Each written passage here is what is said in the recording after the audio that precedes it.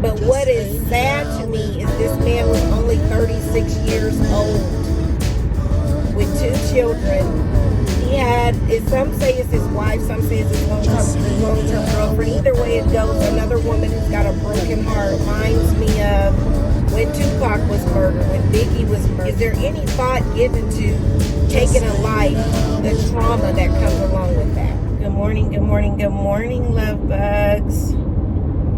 It is Monday, November 22nd, and it is about 5 minutes to 8. It's a little bit before 8 o'clock.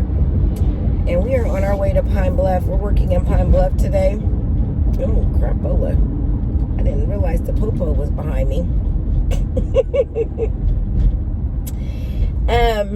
Yeah, we're working in Pine Bluff today. And I am tired, y'all. I's tired boss. I am tired. Like, with a capital T, tired. And I just had a really long, busy day yesterday. I'm not sure when's the last time I picked you guys up. I'm not even sure if I picked you guys up while I was in Chewy's, now that I'm thinking about it. So, traffic is backed up. I don't know if it's because of construction or there's an accident or what, or it's a holiday. A lot of people are traveling today because of Thanksgiving. Woo, it's Thursday. So, what are you all's Thanksgiving plans? I'm going to be at home. I'm not going to be going to Kansas like I usually do. Because my son has been out of town and he'll be back home this week. And so I wanted to spend Thanksgiving with him. My daughter is going to spend Thanksgiving with her boyfriend and his family. So my family that lives locally will be over to my house for Thanksgiving. So I'm looking forward to that. As you guys saw from when my sister was here from Atlanta and we had a game night, my family, we like to have fun. We have a really good time once we get together. So that's what I'm going to be doing. And I feel bad, guys, because I have extremely low energy this morning. It is because I'm tired. If I could have called it, today was one of those days, you know, when you wake up and you're just like, I can't go to work. This is a call-in day. That's how I felt, but I knew there was no way I could call in. I had to make myself get out of the bed and get going. There's a lot going on in the news, but I'll probably, we won't get to talk about all of it in this vlog. But one of the things that has happened is the killing of rapper young Dolph out of Memphis and in Memphis where he lived. And it sparked some conversation about once you make it, once you are successful, or you've made it out of a, you know, you were raised in a not so good environment. Once you make it and you do well, should you go back to your community? Because some people perceive it as, oh, you're giving up on a community or you forgot about your community, when you don't. And there's been a lot of debate about, yeah, you should get back to community. You should go back because your community is what helped make you. They supported you when you didn't have anything, da-da-da-da. And then some people are like, no, send go. And that's a church term that I've heard over the years, send go. And what that means is, you may not necessarily go or be able to show up, but you're going to send your money or your, you know, you're still going to support. You're just not going to physically be there to support. And so there are a lot of people that believe that. They're like, no, just send your money, a representative, a check, whatever, but you can't go because and it was I heard a couple different people talk about this, and it really gave me a different perspective of how I used to think about these things. And then what they were saying is, generally, most people that you grew up with or know you from your hometown before you became a household name, we'll just use that term, before you became a household name, genuinely support you, happy for you, wants nothing but the best and continued success for you. But then you got a group who you probably have never met these folks, never had any type of negative encounter with them, no crosswords, no nothing. They are jealous of you or hate you because of your success. Or one analogy that I heard, it could be that maybe somebody close to them, their mom, grandma, or somebody made a comment about, oh, she wrote a check for the church, or she donated 5 turkeys or whatever, and they're talking about the good you've done, but that daughter or that son that's listening is building up some animosity, like, why are you making me look bad? I can't write no big check, or I can't donate no 5 turkeys, and now you got my grandma or my mom or my dad or whoever bragging about you, making me look bad. And it may not even necessarily be making them look bad. It's just something in them their mind is operating like that. So therefore, now they don't like you, or they hate you. As a matter of fact, our Sunday school lesson, not this past Sunday, but the Sunday before, it might have been the Sunday before that, we had a lesson where we were talking about enemies, how to treat your enemies. And one of the things that I said during our lesson is, we all have enemies.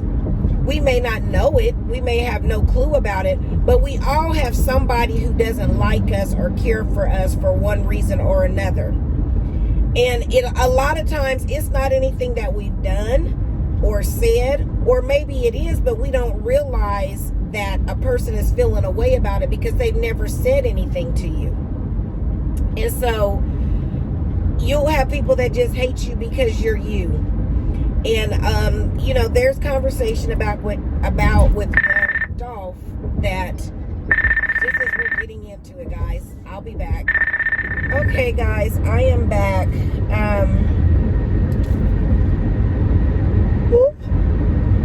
Excuse me. It's not you, it's me. Your girl is tired.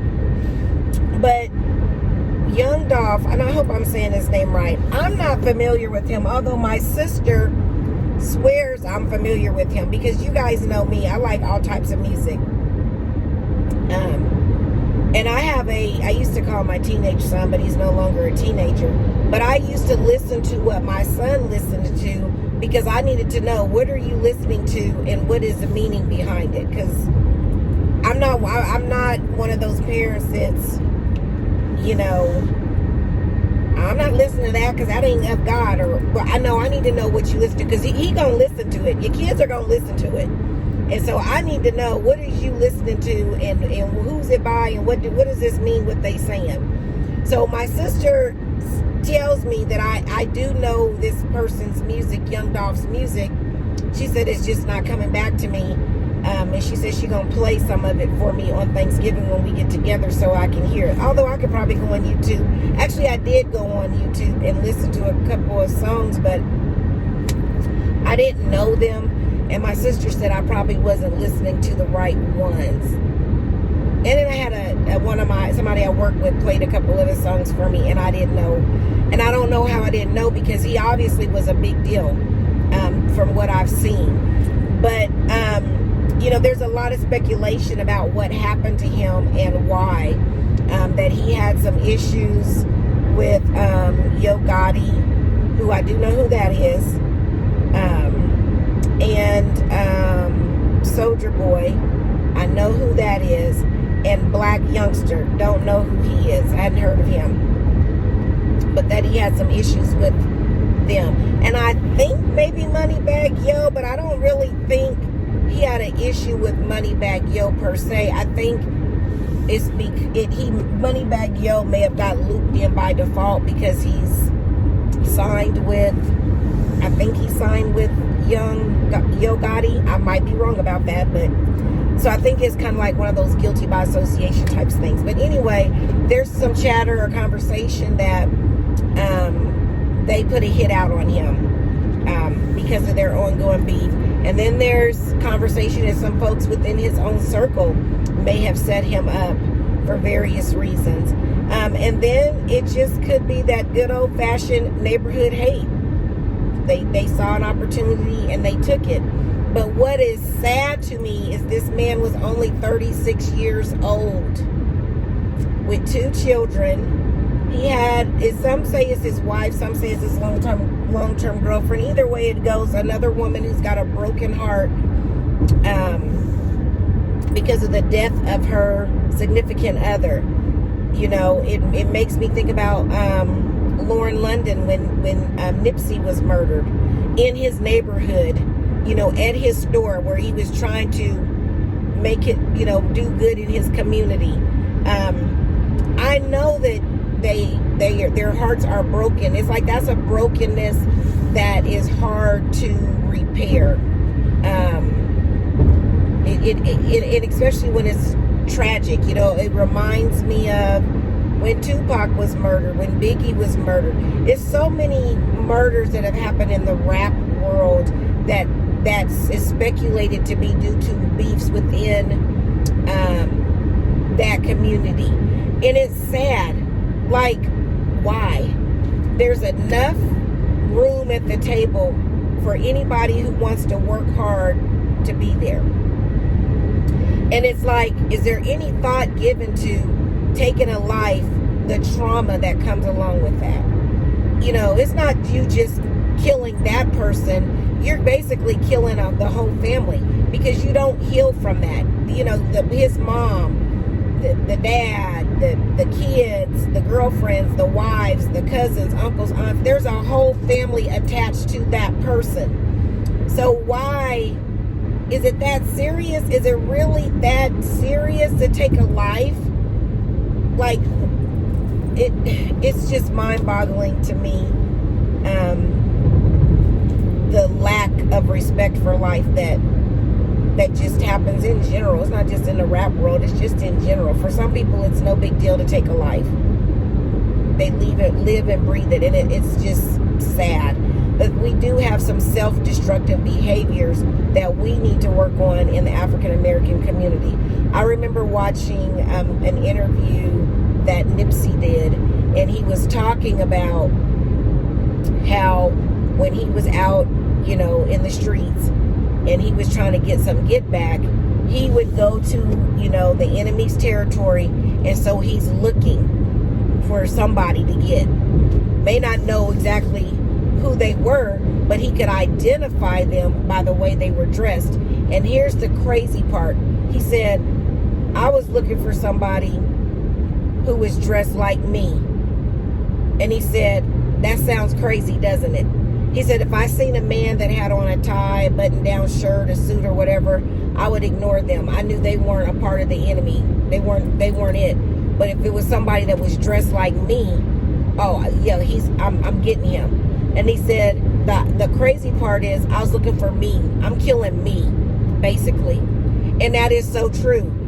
You know, you're all doing the same thing, or you're in that same circle, or you're guilty by association, or what have you.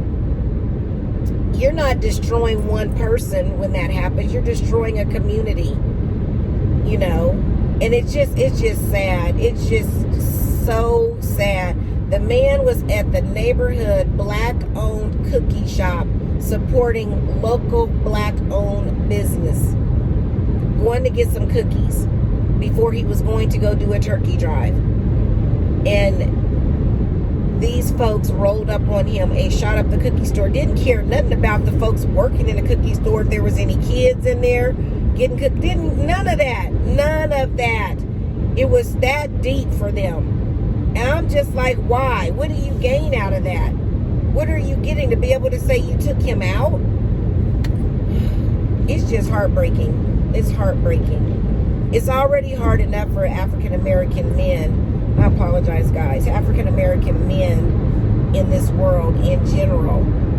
But it's like you got to fear the police. You got to fear, and you got to fear your own kind, your own folks doing something to you. It's just sad. So yeah, my heart goes out to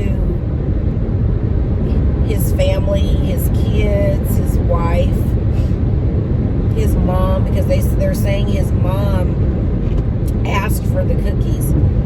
And I can't even imagine. Can you imagine that you ask your child to go somewhere for you and they get killed while they're there? And the whole time now it's going to haunt you that if I never would have asked them to go get me these cookies, maybe this would have not happened.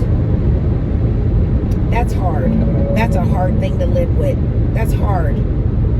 So hard and heartbreaking. But we've just got to pray to do better. We've got to want better. You know, it's not enough. And then we got to put in the work. It's not enough to just want it. You got to put in the work. So, anyway, guys, I think I'm going to end this vlog. I was going to do some unboxings, some stuff that I ordered. But this vlog is probably going to be long enough. And that's talking about this conversation. I want to hear your comments below just about the community violence and just, you know, we just got to do better. We do. We do. We really, really do. We've got to appreciate and value life. We've got to do that. Oh, this light is horrible. We've got to do that, guys. We really do. So anyway, let me go ahead and close out this vlog because, like I said, it's going to be pretty long as is, and I've got a ton of other things that I want to talk about. As you can see, I'm somewhat caught up on my videos, editing. Again, if you have not registered for the 100 subscriber giveaway, you will need to go find the video that says commercial break. It's a celebrate. And follow the instruction. I think it's like a 2 or 3 minute video. Follow the instructions so that you will be able to be registered for the giveaway. Probably should have said that at the beginning because some of y'all don't watch my vlogs to the end. I know, the analytics tell me that. But anyway, guys, before I get out of here, I do want to leave you with this. Remember, the plans for your life have already been designed. It's just up to you to trust the planner. Have a good one, everybody. Just hanging out with Logan.